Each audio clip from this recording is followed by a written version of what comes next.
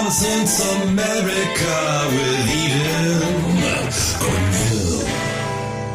Yeah. And good morning, America. Wow, what a night. This is Common Sense America. I am Eden Hill. It is Wednesday, November the 9th, and today we're going to be breaking it down. We're going to be talking about kitchen table topics that faced our nation yesterday at the voting booth, at the polls. And I tell you what, we're going to be bringing two great commentators and contributors from Young Voices to the show this morning. We're going to be talking about, well, what's going on in Arizona? What's going on in Georgia? What in the world happened in Pennsylvania? But I tell you what, Florida, Florida, Florida. Hey, all you Pennsylvanians, if you want to join us, we're going to Florida. Yes, Florida won. Yes, Florida is freedom. Yes, we have the conviction to guide us. We have the courage to lead. Quoted Ron DeSantis, America's governor. Well done. Congratulations. And thank you for keeping freedom in the great state of Florida. One of my favorite quotes from last night, it's where woke goes to die. And yes, sir, it certainly is. Evidently, Pennsylvania, New York didn't get the message. And you know, a lot of them are going to be headed to Florida, the land of the free and the home of the brave. You know what? I have so much to talk about this morning, but I had just to show you yet again. Yes, I'm going to show you the cover of the New York Post this morning. GOP, young GOP star DeSantis romps to victory in Florida. He is the future. Yes, what a fabulous cover to the New York Post. I'm going to read an article to you before we bring over our first guest, who is coming to us from the United Kingdom. Michael Goodwin in the New York Post wrote this morning, 1:20 a.m., Ron DeSantis shows he's the future of the GOP. Goodwin goes on to talk about, an old proverb says that the dog barks, but the caravan goes on. In an updated version, Donald Trump plays the noisy dog as Ron DeSantis marches to victory. The Florida governor won a smashing blowout Tuesday night by routing Democrat Charlie Crist by nearly 19 points, a margin that no poll predicted. He followed that with a raucous speech that was both a celebration and skillfully worded test of national themes as he declared Florida is where woke goes to die. Just had to say it again. And likely referring to the fact that he won Miami-Dade County, a longtime Democrat stronghold that is 70% Latino by double digits. DeSantis declared, quote, "We not only won election, we have rewritten the political map." Indeed, he has, with each cycle seeming to bring more Latinos in the GOP camp, with the Miami-Dade victory a huge leap forward. Suddenly, 2024 doesn't feel so far away, does it? Nor does Trump look like the only choice for the inevitable nominee.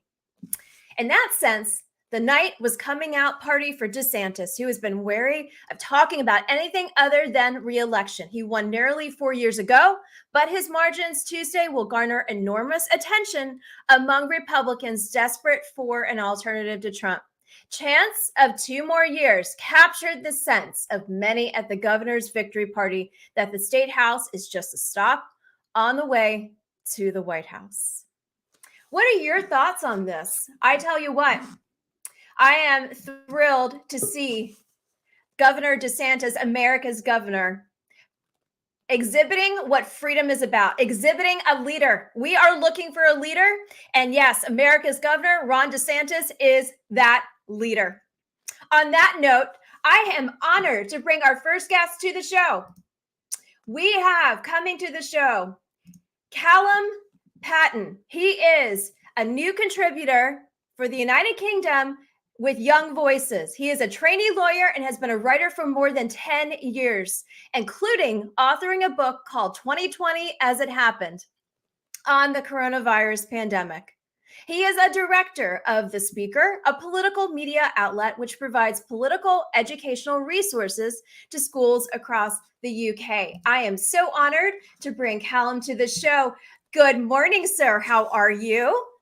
Hi, I'm good, thanks for having me on. Oh, my pleasure. It's so nice to meet you. I love the crew at Young Voices. You guys are awesome. And I'm just so glad to have you come to the show. Are you currently in the UK as we speak? I am, yeah. I'm based in London. Oh, I love London. Absolutely love London. Absolutely love London. Well, I'll tell you what, I would love first to hear your perspective on, midterm elections and what's going on here in the United States. What are your initial thoughts as you looked at all the headlines this morning? Yeah, I mean, initially it seems like the Democrats had a better night than expected. That the red wave that we were sort of expecting was going to happen didn't really happen. It looks like as we stand at the moment, it looks like they might have held on to the Senate, which for them is a very strong result. That was not really expected at all. Mm-hmm. And the Republican gains in the House have not really been as significant as many predicted.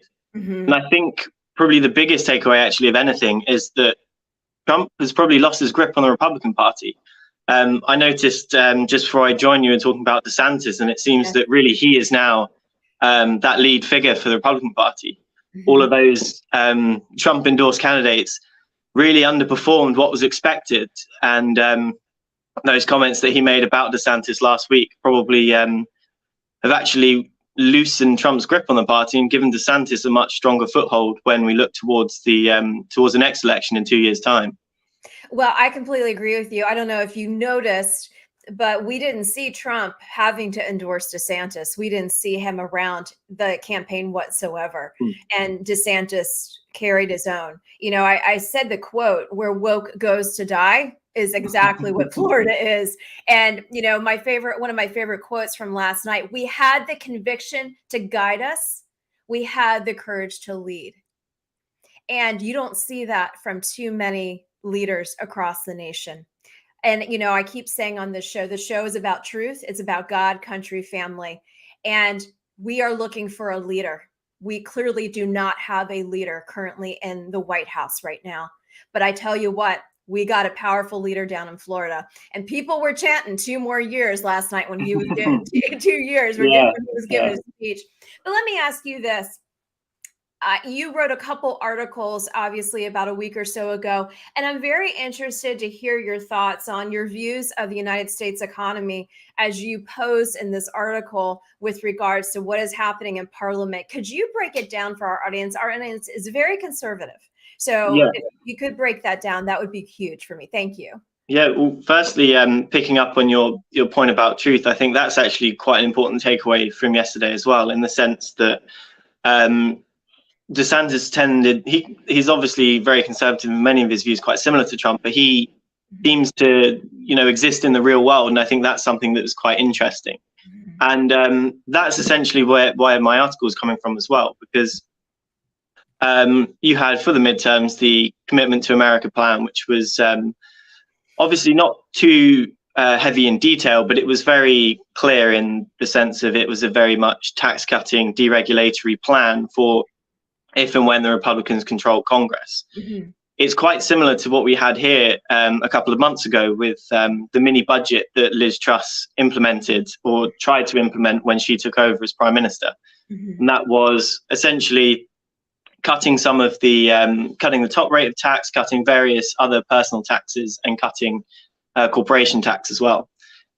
Now here that ended up failing quite badly because the markets reacted really badly to the statement and to the budget when it was announced. Mm-hmm. And the main reason for that was that it didn't really exist in the real world. It didn't adhere to sort of what was actually happening in the wider economy. Mm-hmm. So we've had inflation, which topped 11% here very recently. We've had interest rates rising throughout the year, which are now 3%, which I think is still lower than you've got over there. Mm-hmm. And what happened is that this budget was proposing all of these tax cuts, but it wasn't proposing how these were going to be funded. So you had a situation where the deficit was rising significantly, mm-hmm. and the markets obviously were spooked by that. And that was reflected in what happened in the value of the pound, what happened to gilt markets, and what happened to the economy more generally. So I think that, and this is what my article was getting at, is that in America, you're facing similar economic issues that we were having here with high interest rates and inflation. Right. And a tax cutting budget, although in principle is probably, desirable and the right thing to do, if the economic forces are against you, you cannot press ahead with those plans without, paying credence to what's actually happening in the wider economy. So I think it's quite interesting, going back to, what you were saying about truth, that we saw here what happens when you don't adhere to realities and you try and exist on your own plane of facts and your own sort of ideology, rather than trying to insert your principles into the real world and being pragmatic about these things. And yeah, we had a situation where the markets went so bad that firstly the chancellor had to resign, and then just a few days later the prime minister was gone, and we had to bring in a new one. Right. So it was quite a clear warning, really, to other parts of the world that you do really have to exist in the real world. And I think that that's been reflected in a way in the midterm results that we've seen coming through today. Well, let me ask you this, going back to Liz, and, I read in your article, you referred to Margaret Thatcher. Obviously, everybody loved Maggie Thatcher. Do you think she was taking from her playbook, but the timing was just completely off? Yeah. So in a way, very similar way to the mythology really around Reagan, where he's, built up as this, he was a very successful figure and a very successful president, but it's built to something way beyond it ever was when he was in office. That's exactly what it is with Thatcher, except a lot of it is also not quite true. So he was actually quite a pragmatic politician. Her first few years in office were not defined by lots of tax cutting and deregulation that her later years were defined by. She was all about sound money, balancing the books, that kind of thing, promoting confidence in the economy. And when it was in a strong enough position that you could start to bring these taxes down, that's when she did it. Liz Truss, however, tried to do this from the very beginning. So she tried to implement all of this tax cutting stuff, but the economic conditions weren't right. Now, that's not an approach that Thatcher would have actually taken. In reality, she would have been much more pragmatic, and she was much more pragmatic. So it was sort of this poor comparison that Truss was making, and this sort of poor version of what Thatcher was, and that's ultimately why it failed. Well, let me ask you this. What is the state of affairs in the UK right now with all this constant change? You had Queen Elizabeth passing in September. Then you saw the transitions and what was happening, at 10 Downing Street. And so what does that look like right now? And what is happening here in the state of economics of the United States? How is that affecting the parliament? And how is that affecting the UK? Yes. So there's essentially two reactions here. We've had the economic one and the political one. The political one has mostly calmed down now. We obviously had a period of great instability after that budget was announced by Truss, which ultimately resulted in her resignation. We've now had Rishi Sunak elected as the prime minister within his own party. And here you don't have to face a general election to be the prime minister. You just have to be the leader of the largest party in parliament. So he is now the leader of that party. And there is pressure for there to be a general election, but that pressure has died down slightly in the last few weeks. So that sort of political turmoil has definitely calmed down a little bit. But the economic turmoil has not gone away at all. We are facing much worse inflation than the States, primarily because we don't have the same kind of energy security that you guys have over there. We are massive importers of energy, whereas I believe you're exporters of energy. So that leaves us in a weaker position. And because of that fiasco around the budget, we're now in a weaker position, and the new government is going to have another budget coming out next week, which is expected to be, tax raising, really the opposite of what they originally wanted to do. But now we're, in that position where the government's got a huge black hole in their budget and they need to fill it. And they're going to fill it by raising taxes, which is obviously going to be painful for the rest of us. You would have thought they would have seen this coming. Just, I have to throw that out there. it seems as though they're more of in a reactionary positioning than they are in a proactive approach. And they are working more. It sounds a lot like America. They're working more in a deficit than a balanced budget, and it's taking away from the pockets of the American citizens. It's taking away from the UK and having money in your pockets. What are your thoughts? I call the current sitting person in the White House, Biden, because I'm not sure really what to call it. And they continue to state that it is going to be a very dark winter. And so I ask you the same thing. Do you see that in your forecast in the UK because of, do we place some blame on the United States for the lack of leadership because we are going to be having a dark winter? Do you think that? And then do you also see that in your forecast within the UK as well? Well, we're certainly also facing a dark winter, and I think it's primarily because of the situation in Ukraine, but also that, as you say, there's not been a lot of foresight. And this isn't, I don't think that the blame for that lays at the door of any one administration. We've had a decade or more of energy policy, which has not allowed us to be self-sufficient in energy, which has put us in a much weaker position. You've seen a similar thing in places like Germany and France, which has been a massive problem. So I think that when you get these sort of global crises that come along, it then leaves you in a much weaker position.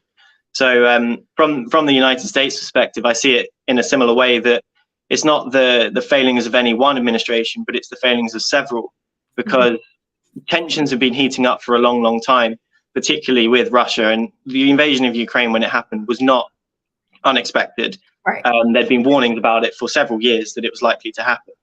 And I think that the fact that there hasn't been more to sort of insulate European economies and the American economy as well from these pressures that were inevitably going to come down the line at some point is a failing of multiple administrations in multiple countries. And I think that now we're in this position of playing catch up, where we're trying to, over here, we have to invest massively in things like renewable energy so that we can have energy security, so that we're not reliant on Russian gas to be able to heat our homes.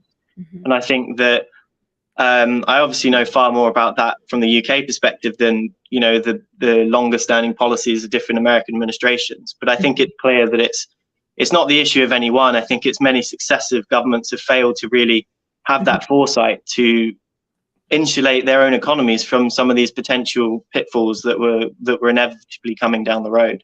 Let me ask you this in regards to King Charles now being in charge of the monarchy at this point. What are your feelings since the passing of the Queen and his leadership and his role with Parliament, and how does that look to have maybe potential greater proactive approaches as we head into this next generation, honestly? Yeah, so for the benefit of listeners that don't know too much about our monarchy, we have a constitutional monarchy, which essentially means that they are a figurehead and they don't have much power. But different monarchs can kind of take different approaches. So you saw Queen Elizabeth, for the 70 years that she was on the throne, never expressed political opinion on anything, never even did so much as raise an eyebrow, and sort of stayed above the fray of all of it. Charles is in a very different position, because when he was the Prince of Wales and was next in line to the throne, he was quite active. He believed in causes like championing the environment and climate change and things like that. And we've seen a little bit of that since he's taken over. Like he's expressed interest in going to COP and being part of that as part of the British delegation, held a reception beforehand for both British leaders, but also from neighbouring countries to come down. And I think that is something you will see more from him, is that certain issues that he's not going to wade into the day-to-day politics, but some of those safer issues where it's more that you're acting as, the safeguard of the nation, the figurehead of the nation, where you can gently support certain relatively non-controversial issues and express your support and use your position as the figurehead of the nation to exert that internationally. I think that's the role he'll play, and he'll be more active in that sense than Elizabeth was. But again, he's not going to wade into day-to-day politics, because Right. It's not the role of the monarchy. Yes. Exactly. That's not how it happens in our system. Yes. I have been watching the royal family since I was little, since, he married Princess Diana. So that's really dating me. But I have studied the monarchy. I've had such a huge respect for Queen Elizabeth. I mean, World War II, active, served in World War II, 70 years.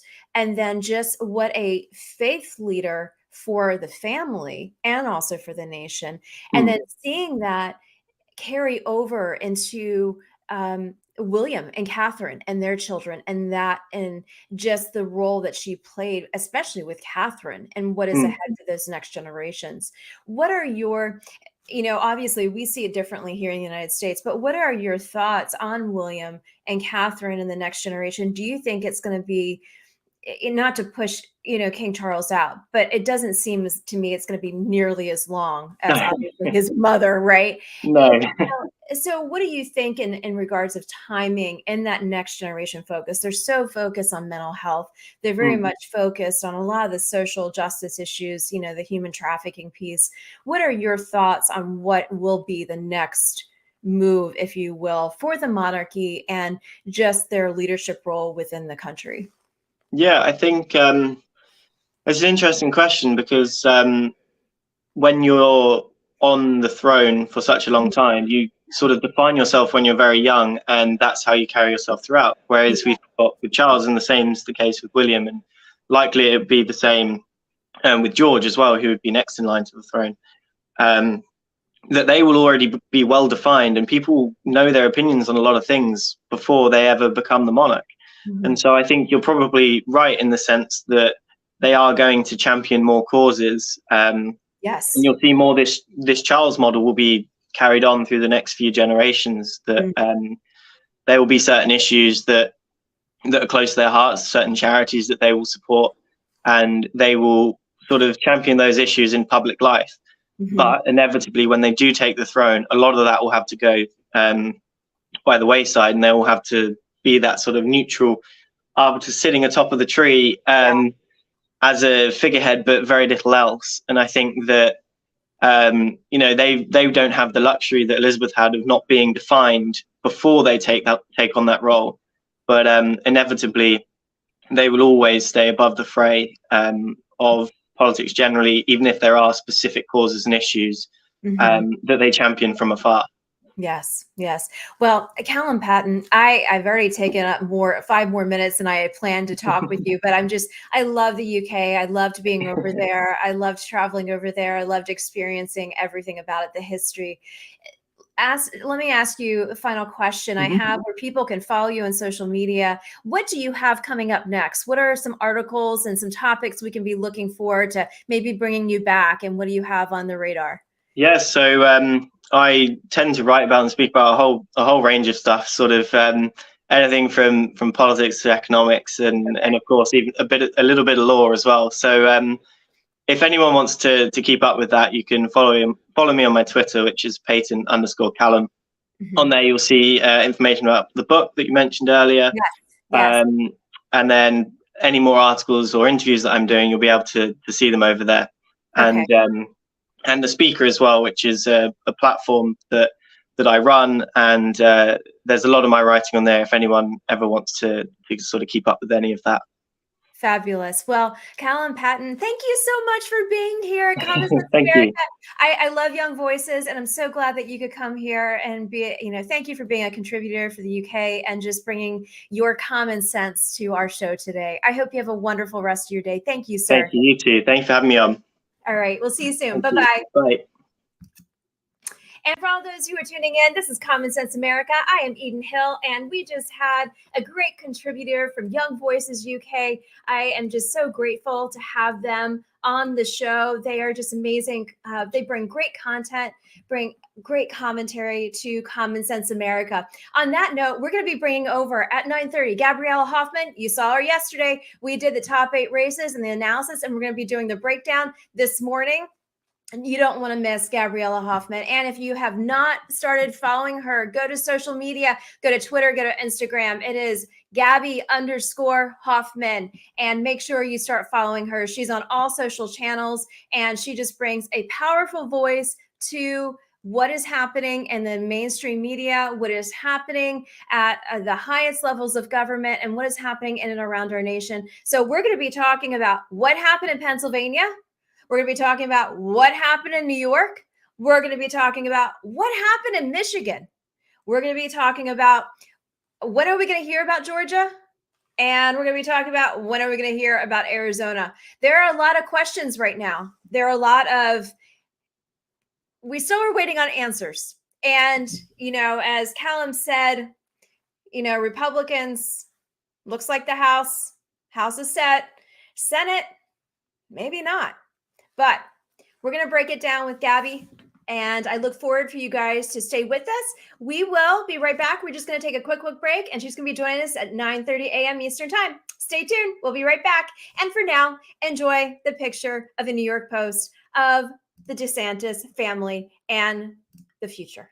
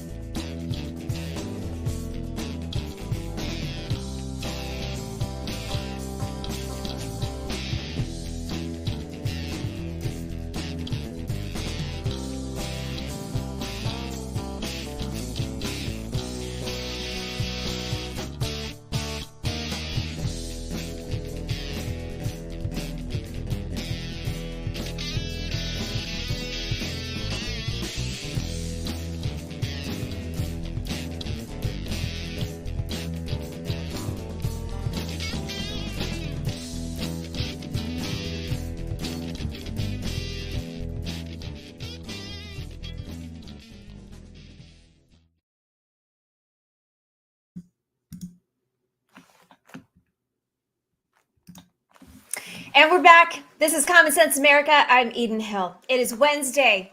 It is 9:30 a.m. Eastern Time. It is November the 9th, the day after the midterm elections. And I'm not sure how late you guys stayed up last night. We stayed up till about 10:30.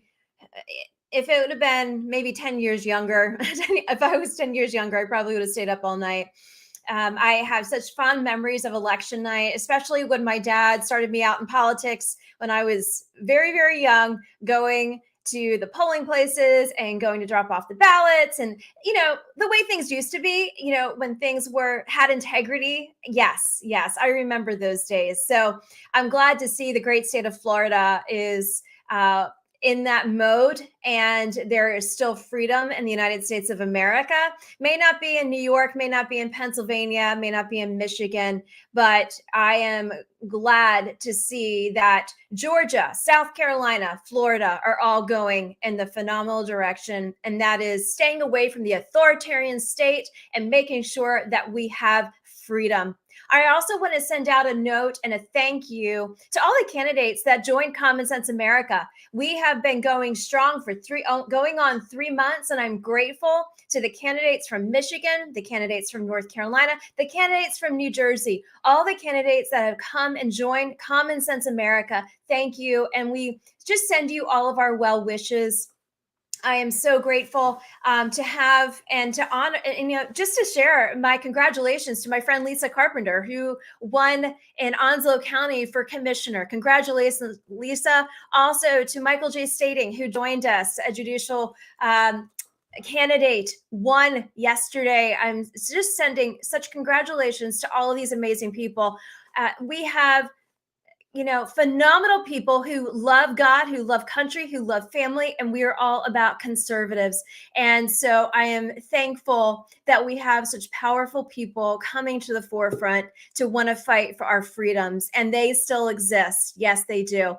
So I am now bringing back to the show this morning Gabriella Hoffman, contributor for Young Voices. She is a media strategist, and can I say she has become a friend to the show. I love our commentary. I love going back and forth with her on the issues, and she's also a fisherwoman, and I just absolutely am thankful for her friendship in Young Voices and their contribution to Common Sense America. So I invite you to join me as we welcome Gabriella Hoffman. Good morning. How are you? I'm doing well. I could do better looking at these results. I think most people share those same kind of concerns, but I'm happy to analyze what has transpired with you this morning. Oh my goodness. How long did you stay up last night?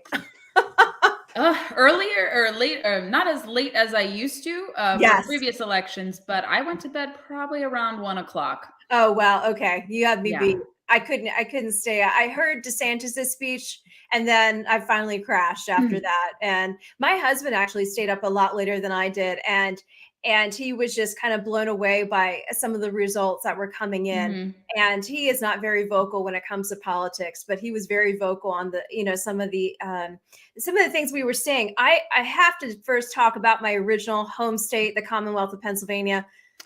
What happened? What happened? I think there's a few factors at play. I think maybe Republicans underestimated Democrats' popularity in that state. I've seen your Commonwealth, your home state, shift blue increasingly, and I think Republicans just don't grasp that reality. And I think their whatever slim majorities they have in the state legislature will probably dwindle very soon. We saw this in Michigan. Michigan lost control of their state legislature, which has been traditionally Republican, one or both chambers. And it's probably because Oz was not the best positioned candidate. I think if we would have had a Dave McCormack, or perhaps if Pat Toomey ran again, Yes. I think Pat Toomey would have run re-election, no problem. But he decided to bow out. Probably he had his due. I thought he was imperfect. I didn't agree with some of his gun legislation, but for economics and a few other issues, I did like Pat Toomey. He was for worker freedom, protecting independent contracting, for, sober economic stuff. And, largely that's where people fall. But if we would have, I think, had a better candidate who didn't flip back and forth on his policies, and then, have Fetterman, who is very weak as a candidate, but I think certain Pennsylvanians said I'm more sympathetic to him. He's from Pennsylvania, and this, TV doctor from New Jersey, because they were able to successfully frame their opponent. And I guess that's largely what happened. And like I said, I think politically, Pennsylvania is no longer a purple state. I think it is starting to become a reliably blue state. So I think lots of different factors are at play. It's probably candidate choice. And perhaps Pennsylvanians, unfortunately, care more about things like abortion than they do the economy. Because if we have Josh Shapiro now also winning the governor's mansion, I'm worried with him I mean, Yes. Tom Wolfe was pretty far left, but this guy was very anti-Second Amendment. He broke reciprocity with Virginia. I used to be able to have my concealed carry applicable in Pennsylvania. Now that's not the case since he was able to challenge that. He said our laws were too lenient. And I worry that for wildlife conservation too, who is Shapiro going to be electing to the Game Commission? He's probably going to stack it with a lot of anti-hunting interests, a lot of animal welfare advocates. So if you hunt and fish in Pennsylvania, I am very worried. If he defies odds and maybe puts in moderates, but I think even Pennsylvania's hunting culture could potentially change, especially since he's so anti-gun. I've heard he is pro-school choice. I'm not sure about that. I need to see more proof if he's going to govern as a moderate, but as an attorney general, he was really far to the left. So from the Senate to the governor's mansion, I am not hopeful of Pennsylvania, unfortunately. That's what I have to report. Yeah, no, thank you. And I appreciate you bringing up the hunting and the fishing aspect, because I know a lot of family members, extended family, that is very important to them. And that may and not fracking. be the case. Yes, exactly. What's going to happen with the industry there?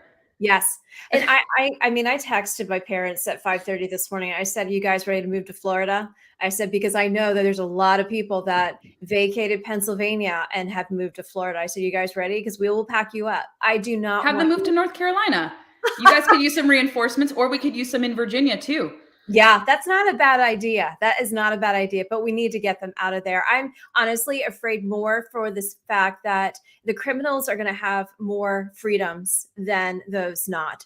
And, they are not too far from Philadelphia. They're about 45, 50 minutes from Philadelphia. They're in the farm country, but I'm starting to see more crime. And that is very concerning. And I don't want them to be in. I want them to feel safe. And I want to get them out of there. And the reason why I'm hounding this really hard is because I know my parents are watching. So they are going to get reinforcement from the both of us.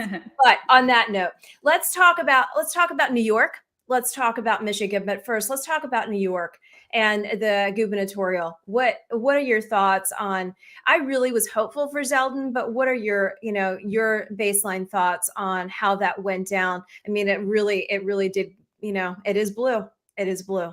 That was a tough hill for Zeldin to climb. However, he improved upon previous Republican candidates. I think he only lost to Hochul, as the results are coming in now, by under 10%. So that's considered an improvement. But Zeldin may be able to help carry people across the line in congressional seats with his coattails. So we may see, even with him losing at the top of the statewide contest, we may see some coattail effects with Republicans flipping a few competitive seats in the New York Congress. Congressional delegation. So that's one silver lining. The voter advantage Democrats have in New York, unfortunately, is too much for Republicans to overcome. And I think, much like in the case of Philadelphia and Pennsylvania, crime really has to get bad. I don't wish crime on anyone, but it really has to become just untenable for you to live in a place like Philadelphia or New York, for people to realize maybe we made a mistake in reelecting these people. Because Kathy Hochul, is she going to get rid of Alvin Bragg? I don't see that happening. Lee Zeldin was going to get rid of him. And we even heard the New York City mayor, who's really not much of an improvement on Bill de Blasio, he even was secretly rooting for Zeldin, saying that he can't really work with Kathy Hochul. And so I foresee status quo politicians staying in, crime worsening in New York, and things not improving. Things are going to get more expensive in New York. They're going to raise taxes. They're going to impose many more burdens on the people there. And I think Zeldin can maybe try again if the attitude is there, but I don't know. It's just New York is it's been a blue state effectively for the last decade plus. And so it's just a very tough hill for Republicans to climb. But in Michigan, this is interesting because we had talked recently that Whitmer was one of the worst offenders of COVID lockdowns. But I guess voters did not remember that. It was maybe too distant of a memory. Here in Virginia, like I said, we remembered Governor Youngkin didn't only win and flip Virginia because of education. That was a kind of late-breaking deciding issue because Terry McAuliffe shot himself in the foot with that comment, metaphorically speaking. But Virginians really did not like how far left our General Assembly, which is our state legislature, went. It was way too far left. We're a pretty moderate center-right Commonwealth here in Virginia, and I think even in spite of some losses we had here, we actually had a gain in the Virginia 2nd Congressional District, which I knew was going to go in our favor because Virginia Beach is the largest city in our Commonwealth. It's the most conservative city in the state. by all intents and purposes, home to the largest naval base in the world. Yes. And people there are pretty conservative, and they recognize that they elected the wrong person previously. Now they have Jen Kiggins, and it was disappointing in the 2 other races. But back to Michigan, Virginia, we were able to make COVID a referendum on Democrats because it was so close. So many businesses shuttered. We're a pretty pro small business state in Virginia, and you even had Democrats and independents very concerned. But you can't just campaign on one issue. A referendum on COVID wasn't simply enough. That would have been great, but Whitmer was able to overcome a challenge, and maybe it's because Tudor Dixon. It wasn't perhaps that she was a terrible candidate. I think she could have won had maybe the primary not been so competitive. Yes. I'm not saying that you have to deprive people of choices, but when we have 10, 15, 20 people, and I'm exaggerating in the case of Michigan, but generally speaking, what I've seen, when you have and exhaust so many resources in the primary, it's going to create voter fatigue in the general. Yes, it is. And that divided a lot of people. Maybe some Republicans sat out. I'm not sure what to make the reading there, but I also think Michigan is effectively a Democratic state. Like I had alluded to earlier in our segment, the state legislature is now reliably blue. That's unheard of for the first time since the 1980s. So something, I don't know if the voters are comfortable. Like I said, I think it has to get worse before it gets better. Maybe the Republican wasn't the best person to stand up to Tudor Dixon, but we do see, congressionally speaking, some standout people won. John James finally won a seat to Congress. He's an impressive guy. He was a West Point graduate, really, really positive businessman, change maker, a really positive voice for conservatism. So there were little glimmers of hope on the congressional side too. And I think some races are still coming in or are pretty close as we're talking. But yeah, it's candidate quality. Maybe I think in Michigan, unfortunately, abortion turned out to be the top issue over economics. And maybe that'll change going into 2024 when people see maybe the economic conditions matter more than abortion. So right now it still hasn't seeped in because a lot of people were, I guess, convinced of believing that your rights to this, although it really wasn't a right, it was just a Supreme Court decision. And the Dobbs decision handing down that decision just returned the issue to the states. And I don't think it's an issue of pro-lifers being too extreme, but I think we have to first start with just basic limits, a 12 or 15-week ban, and then you still have to win over people. And I say this as a very ardent pro-life person, but I think we haven't been able to convince people of what the Dobbs decision actually did. It just returned the issue to the states, its rightful place. And you can decide in that context where you can go. And Ohio overwhelmingly restricted abortion. Some states put abortion into effect even more solidly than previously. So we have to let the states decide there until we can change the culture. But I think changing the culture first, then gaining wins, or just changing perception there. So with Michigan, it's much like Pennsylvania, where I think it's no longer really a swing state unless proven otherwise for the foreseeable future. Okay. And let's break down Georgia and Arizona. What are we going to see? Let's talk about Herschel Walker first. Let's talk about that race and what are we going to see? Are we going to know in a couple of weeks, or is this going to be, what's your analysis on that whole race?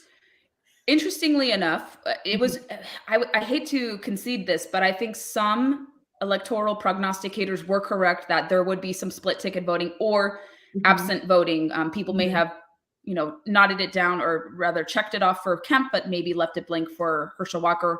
I have yet to see evidence or substantial evidence pointing to the split ticketing. Maybe the split ticketing will be shown in exit polling and analysis that comes out once we know the final outcome of that race.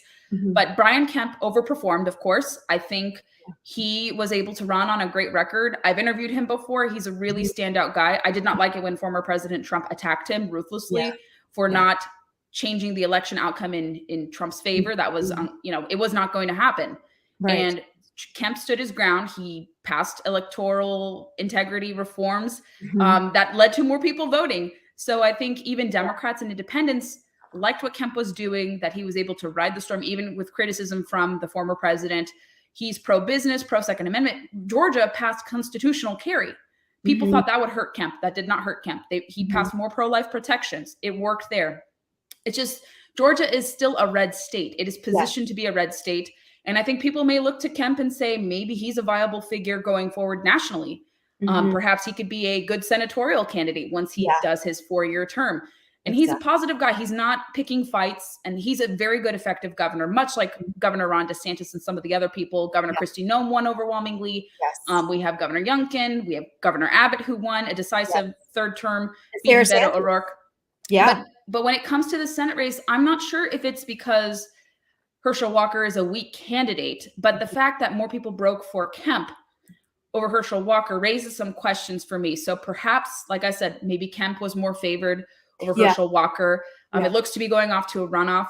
If he can starve off that challenge and win, I think now it's going to be, there was a third party candidate. I think it was maybe 3% of the vote taken away from that. I'm not sure if that's going to swing in Republicans' favor with the absence of that third party candidate, because it'll be Warnock and him.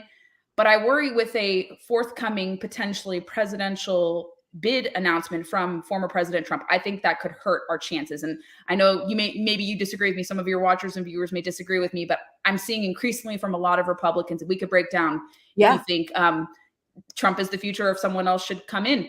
But I think I'm worried about seeing a repeat in Georgia, where we see the oxygen sucked away from the candidates and more towards the former president. And we can't have that happening. We have to think about the greater movement in this case. And I hope the oxygen will be placed on Walker beating Warnock and not so much on the former president wanting to run again for office. I'm in full agreement with you. And, you know, my audience may agree to disagree, and that's fine.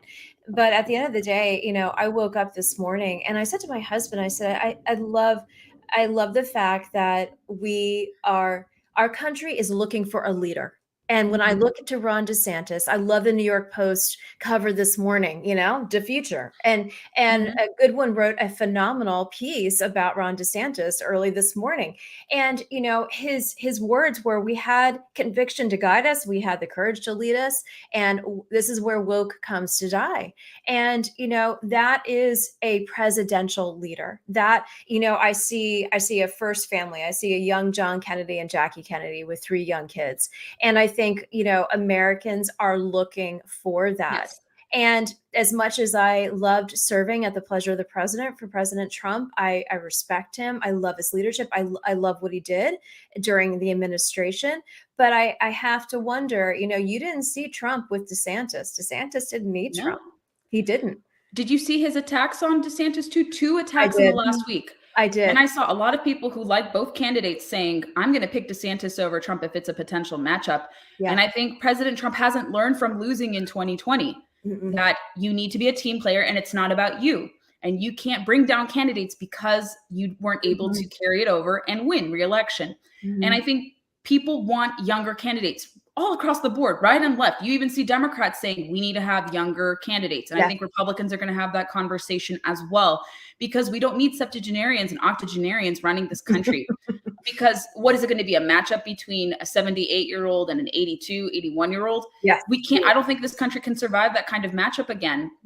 And I think, like I said, I alluded to, there are many phenomenal leaders, governors, current and former. Yes. I think Kemp could be interesting, although I think he wants to be governor of Georgia. Youngkin down the road could be a great presidential candidate. I may be biased with that, and I also want him to stay governor for the full 4 years, because I think there's a lot of change to be had in the Commonwealth. You have Governor Abbott. You have even Mike Pompeo. I think Pompeo would be a dark horse. And actually, Pompeo came to DeSantis' defense when Trump launched that attack without naming the former president. But I think he was doing that maybe behind the scenes stuff. And I like Pompeo a lot. I think he can appeal to a lot of people and he can win the coalition, I think, if DeSantis decides not to run, because Pompeo doesn't have any positions that are holding him back. He's a free guy. He can easily prepare for a presidential campaign, and he could take the Trump successes without necessarily carrying the baggage, and he can be forward thinking. He's still fairly young, and he has traditional conservative views all across the board. And I think even Democrats and moderates would like what he has to say because he comes off very presentable. There's so many people. Governor Kristi Noem in the future too. She's very pleasant, very relatable, was able to win decisively there. And I think we have a lot of great candidates in the future. Even congressional candidates who could become governor to then become presidential nominees. And we can't really hitch our wagon to one person.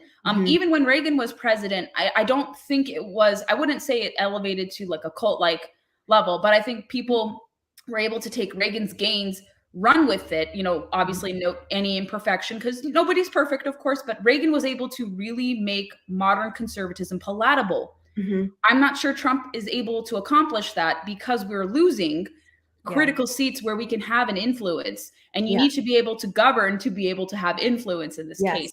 Yes. And so I think we're in good hands. And I think what President Trump's tenure showed us was that you can fight, but you need to be disciplined, because it's not about, appeasing white woke women who drink wine in the suburbs. Yeah. I've talked to a lot of former Democrats who voted for my governor and said, I really like this kind of Republican. He's moderate. He appeals to me. I may not agree with everything he says, but he spoke to me and I like him and he has good character. And so it's not about changing our views whatsoever. It's about, we need to win over undecideds. I think there's huge opportunities. Also, where were Republicans offering a contrast? We saw some, alternative plan commitment to America that everyone would stick. We only just saw people saying we oppose Biden because, but we didn't have a positive agenda to contrast necessarily. This is what the election results are. Right. Selfishly, I wanted more Republicans and a few of the same Democrats to campaign on protecting worker freedom, the right to independently contract, because where was that? Because Democrats are working behind the scenes through rulemaking processes to change your ability to do this. This affects everyone, not just Republicans, also independents and Democrats. And people love that freedom to be able to say, I want to file like this with the IRS. I am not an employee. I don't need to go through hoops to prove that I'm an employee. The economy is moving in this direction. As part of your discussion about economic issues, the fact that this was absent. Yes. And like I said, I'm selfishly wanting this issue to become more. And I think I've talked to Democrats and independents who said, I would pull the lever for Republicans if they would talk about this issue more front and center. And you don't have to compromise your values. It's just talking about free enterprise and entrepreneurship and protecting true workers. We hear about this working class rhetoric. It almost sounds like Marxist. And I don't like Republicans talking like this, because there's a difference between pro-worker and pro-labor. If we're going to try to be pro-labor, we're not making ourselves into a contrast to that of the left. And we're not going to win people if we don't have limited government, small government, low taxes, low spending. A lot of people want us to move away from that jargon. And I think that would be a terrible mistake. People still want to have those pocketbook issues front and center. Democrats and independents even like those issues too. So we hear this talk about realignment. I still think fusionism, where you bring in different camps together, still works. It worked in the state of Georgia. It worked in Virginia. It worked in Texas. And if you're going to embrace this so-called populist movement, that moves away from conservatism. It's going to be what? Economic progressivism and social conservatism, which calls for government to control facets and determine outcomes. That's not conservative whatsoever. It's not empowering in families or individuals. So this talk of redefining conservatism irks me a lot, and blaming libertarians for one thing and this, and a lot of libertarians are disaffected conservatives and Republicans. I would caution anyone against trying to alienate them, and independents too. So I think it's a lot of assessing that's going to be happening. Yes. I want to hold out for Nevada flipping potentially to make up for the loss that we had in Pennsylvania. Numbers so far look okay as of our recording for Adam Laxalt to pull through, and we may flip that governor's mansion too. Arizona, I think you wanted to talk about Arizona. Yeah, Clear Lake. Yeah. Arizona is interesting because numbers are starting to pour and it's slow counting. I don't know if that's really an indictment of the voter machines. I've heard Arizona is often difficult to gauge and it takes a while. Things should be, like I said, streamlined, of course, but the fact that they're still counting in-person voting raises some interesting eyeballs for me. But let's say in the event that both the Republicans lose, that could be an indictment of, relitigating 2020. That could hurt Republicans. I'm saying if they lose. And I still think even if they win, I don't think they should relitigate 2020. That could be it. Does the spirit of John McCain still hang over, especially with the governor's race? If Hobbs were to prevail over Lake, that remains to be seen. Arizona is a Republican state. Doug Ducey, like I said in our last conversation, really reddened that state after Democrat gains. And Trump scared him away from running for the U.S. Senate. So if Blake Masters loses, I will say that Doug Ducey was supposed to be put up for a vote for that. He would have won decisively, no problem. If Carrie Lake loses, I think Karen Robeson would have probably been better, because she was also talking about, I didn't get a chance to interview Robeson Taylor. Yeah. But she was talking about the water crisis. And Arizona has had that issue. That's a very important concern. It doesn't mean you have to, support crazy environmental policies, but you can address that with a market approach about why are we having this shortage of water and why is drought a problem? And so that's a big issue for Arizona. School choice, of course, was still on the ballot. But if they win, like I said, they have to be careful about relitigating 2020. You need to move beyond the Twitter hot takes and govern seriously, because voters, and I think also maybe if it goes in Democrats' favor, it's probably because the former Republicans, moderate Republicans, could have flipped over to Democrats, or you have a lot of Californians who flipped Democrats. A lot is up in the air. If they do win, it will be very interesting. Trump will probably claim credit for both of them going across the line. But Arizona shouldn't be competitive. That's the state of Barry Goldwater. It's been reliably read for the most part. Sometimes the governor's mansion flips back and forth, but it's been reliably read with senators, with Congress people. Although I think in one congressional seat we have flipped, and I think another Republican seat may flip Democrat. I'm not sure, but we have made some gains there. I think they're going to maintain control of the state Senate and House of Representatives. I need to double check that. But I think if Republicans lose, it'll be because they were focused on the past and not so much on the future and trying to appease the former president. And like I said, with the country turning against Joe Biden, and with each state it differs. Like I said, with certain results, it favored Democrats, and other states it favored Republicans. North Carolina, your home state, was pretty good for Republicans for the most part. Ted Budd defended the Republican seat. It was kept in Republican hands. A lot of congressional seats were largely kept. Some did not. I think there was the young gentleman who was gerrymandered a very good, reliable seat, and he lost 3 points in a Republican R+ seat. That raises some concerns for me. And I think overall the takeaway from this is that this could be for any candidate, any Republican going forward. You cannot replicate, let's say, Trump. You need to be your own person. You can take away with trying to appeal to a cross section of different voters. That's how Republicans have to win. But you need to be your own person. Like I said, those who are able to maintain independence from the president while still embracing his platform per se, Kemp, DeSantis, and others who are able to run away with electoral victories. They're carving out their own independent streak. And I really dislike the kind of lens of viewing everything from a Trump prism. I've been in politics now for a decade, and as a commentary person, as a commentary writer, speaker, journalist. I wear many media hats, so I can be a journalist, I can be, commentator, what have you. I've just noticed that people view things from a really kind of small lens. It shouldn't be viewed from a Trump prism. You need to look at the big picture, electoral trends, beyond that, because, electoral trends still work. This year, it probably will be not as bad of a year for a midterm referendum for Democrats. But it's people need to be their own candidates. You need to have fresh ideas. You need to not relitigate the past. You need to be able to tap into issues no one is discussing and make it an issue. Like I said, with this freelancer issue, we are losing out on that because, like I said, the economy is moving in that direction. It's a positive thing. That type of work option affords everyone, especially women who want to raise a family and maintain a career. You want to talk about pro-family policies? Freelancing is a pro-family policy. Because it affords women choices, because women don't have to choose and pick between family or career. We can do both and be happy and satisfied with doing both. Because let me add that to that. Being a veteran spouse and being also a military spouse, that is huge. That is huge for them, because earlier this year, I did interviews on the fact that there was such an underemployment of our military spouses, and that they were giving businesses tax incentives to hire military spouses when these military spouses had great jobs working from home, but not being recognized anymore because COVID pandemic was over. So I mean, add that to your list, because I do want to dig deeper into that with you. I think that is something that really needs to be brought to the forefront, and not enough people are talking about that. I tried to make it an issue. I've interviewed a lot of candidates this cycle. Some knew about the issue. Some were like, it's not really my, concern right now.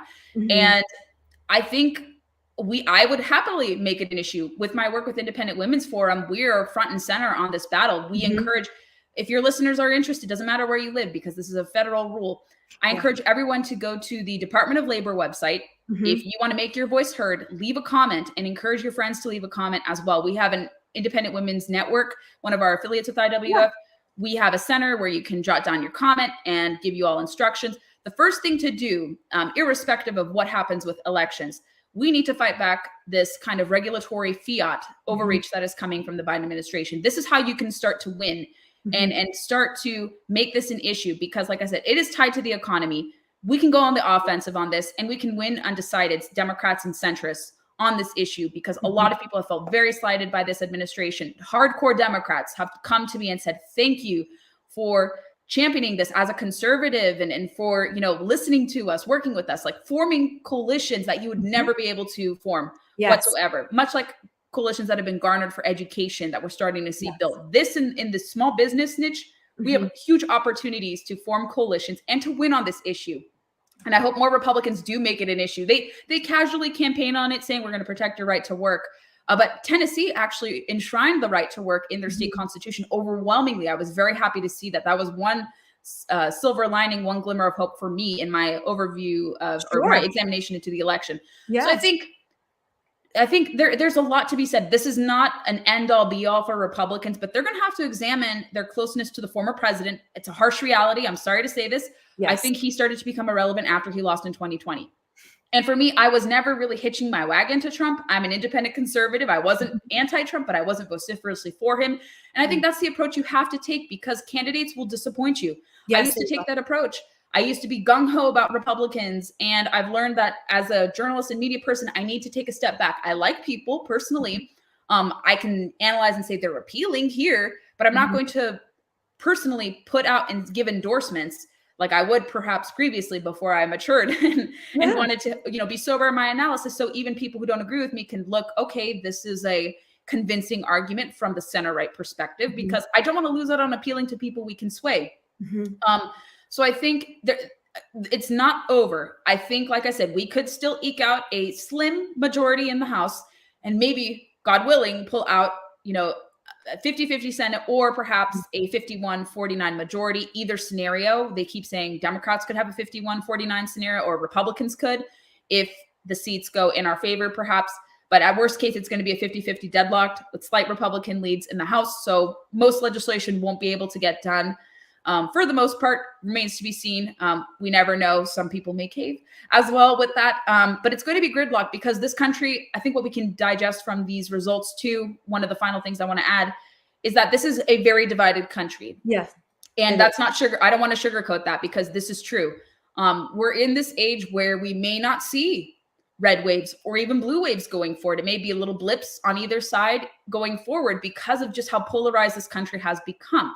Republicans need to recognize this. Democrats for sure need to recognize this as well, moderate their tone. And I think things could improve, but I want to be an eternal optimist. I'm not sure. But like I said, some reassessing does have to happen. We have a lot of exciting people who we could have leading the movement. And we need to have people who can be fusionist and not exclusionary and welcome people while still maintaining your conservative principles. Keep those timeless principles of limited government, individual freedom, and all that there. That's worked before, and it can work again. Yes, it can. On that note, Gabriella Hoffman, I love having you here at Common Sense America. You break it down and it is common sense. And so post-election night, wow, what a night. And I look forward to our audience continuing to follow you, bringing you back for more analysis. I do want to dig deeper on just that independent consulting piece, taking care of our veteran spouses, taking care of our military spouses in that space as well. I think that's very powerful. We need to talk more about that. And on that note, I'm so glad and thank you for coming this morning after being up all night following Election Central. We are grateful to Young Voices and your work as a media strategist. So thank you on this Wednesday. Have a wonderful rest of your day. And I look forward to seeing you soon. Take care. Thank you. Thanks, Eden. And for all those who are tuning in, this is Common Sense America. And I will tell you, we have much more to come for the rest of this week. We are going to be talking on pro-life issues tomorrow. And then Friday, the Blue Angels Legacy Foundation, as we finish out our Veteran Tribute Week here at Common Sense America. Thank you so much for joining us today, and we will see you tomorrow. It's time for Common Sense America with Eden.